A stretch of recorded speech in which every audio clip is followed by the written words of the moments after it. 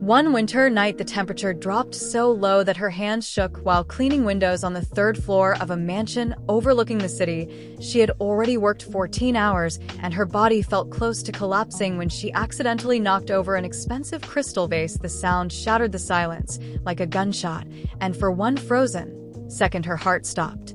The owner of the house stormed into the room, furious, his face red with anger, his voice sharp enough to cut through her soul. He screamed that the vase was worth more than a year of her salary. He called her careless, useless, pathetic, and Elena stood there trembling, apologizing over and over while silently calculating how many extra shifts she would need to survive after this disaster. Then something unexpected happened. A young man entered the room, tall, calm, wearing a dark suit and carrying files under his arm. He looked at the broken glass, then looked at Elena, and for the first time in years, someone truly looked at her, not through her, not above her, but at her. He quietly told the owner it was only an object and accidents happen. The rich man scoffed and walked away, muttering insults under his breath. Elena quickly knelt down, trying to clean the broken pieces before tears escaped her eyes. The young man crouched beside her and noticed the law textbook partially visible inside her bag. For a second, he seemed confused. Then he asked softly, "You study law?" Her breath caught. Embarrassment flooded her face because she suddenly felt foolish, as if her dreams sounded ridiculous spoken out loud in a room like this. She nodded slowly, waiting for him to laugh. But he did not laugh. Instead, his eyes changed with something she had almost forgotten existed: respect.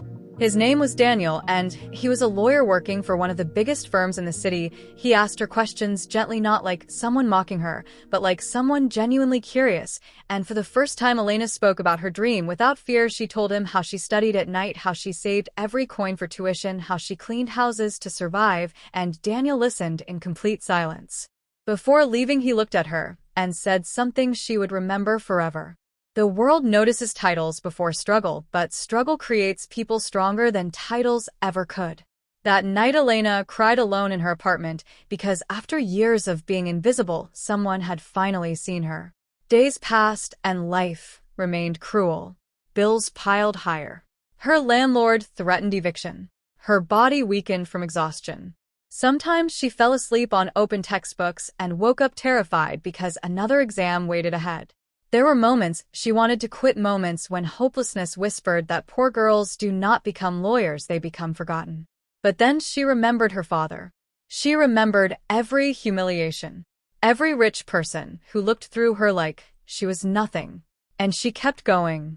Months later, she received news that